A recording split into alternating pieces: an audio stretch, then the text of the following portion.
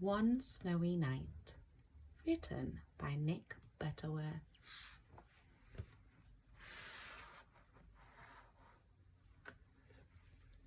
It's cold in the park in winter, but Percy the park keeper doesn't mind. He puts on his warm coat and big scarf and wears 2 pairs of woolly socks inside his Wellington boots. Percy likes to be out in the fresh air.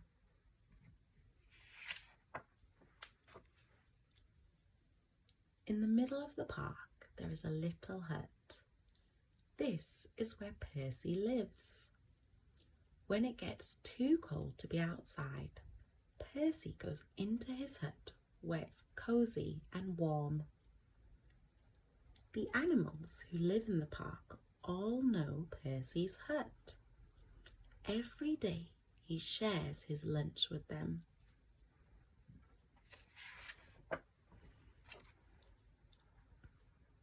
One winter's night, it was so cold it began to snow.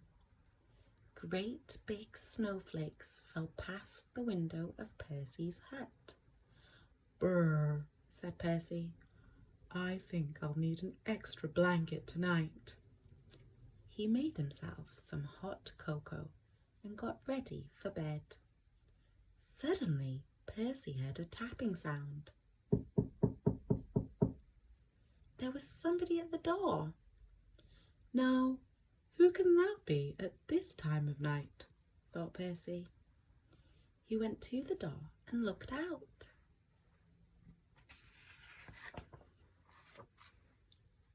There on the step was a squirrel.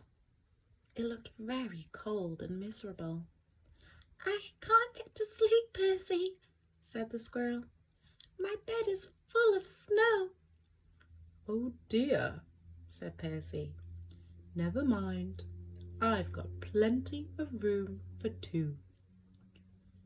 The squirrel snuggled down next to Percy and began to feel warm.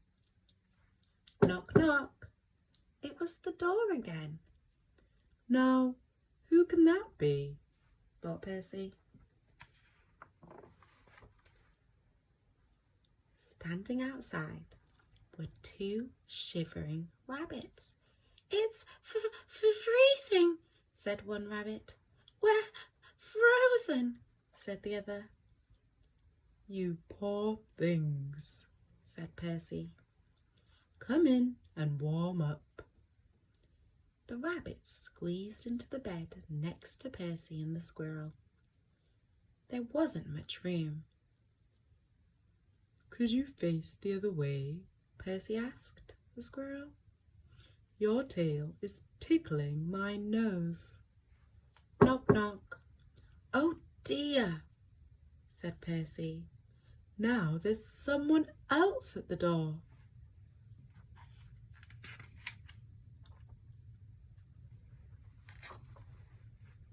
It was a fox. He looked very cold and hungry. "Can I come in too?" he asked.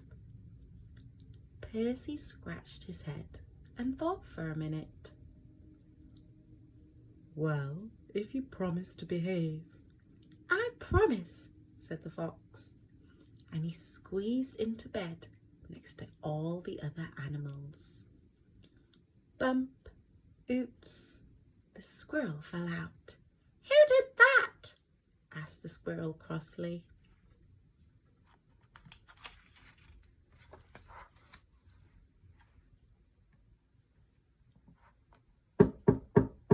Knock, knock, knock. "Good gracious," said Percy. "It's the door again." This time, Percy had quite a surprise. There on the step was a badger, 2 ducks, a hedgehog, and a whole family of mice. They all wanted a bed for the night.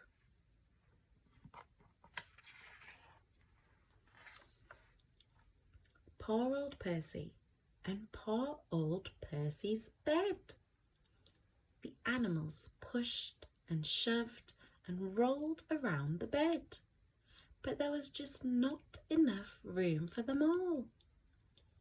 Soon the bed covers ended up in a big, tight ball. Then, bump! The covers rolled right off the bed, and everybody fell onto the floor. "Oh dear," said Percy. "This won't do at all. My bed is just too small." Suddenly, one of the mice pricked up his ears. "What's that noise?" he squeaked.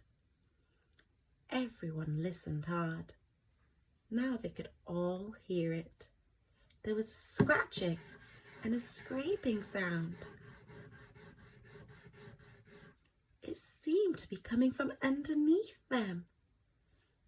"There's something moving under the floor," whispered Percy.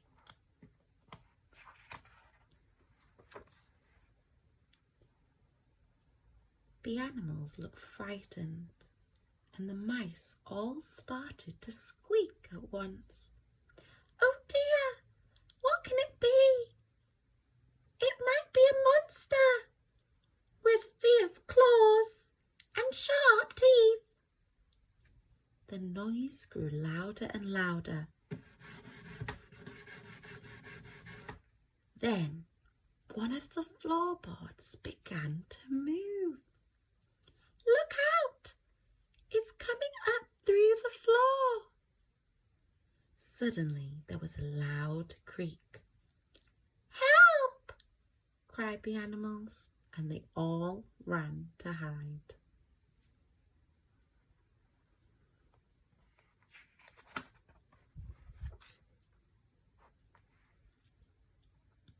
But Percy wasn't frightened.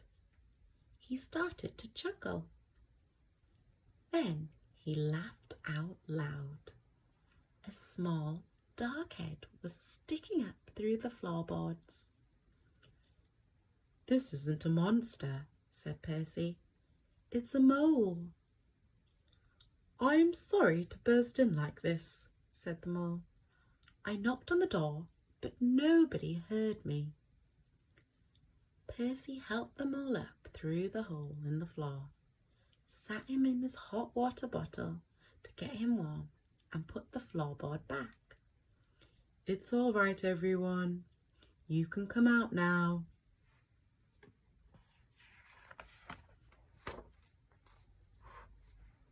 But nobody moved. Nobody stirred. Nobody wanted to come out. The squirrel was tucked away in the pocket of Percy's dressing gown. The hedgehog was in his coat. The fox, the rabbits, the badger, and the ducks were all safely hidden away. The mice had even squeezed themselves into Percy's slippers. Everyone had found a cosy bed. "Well, I never," said Percy.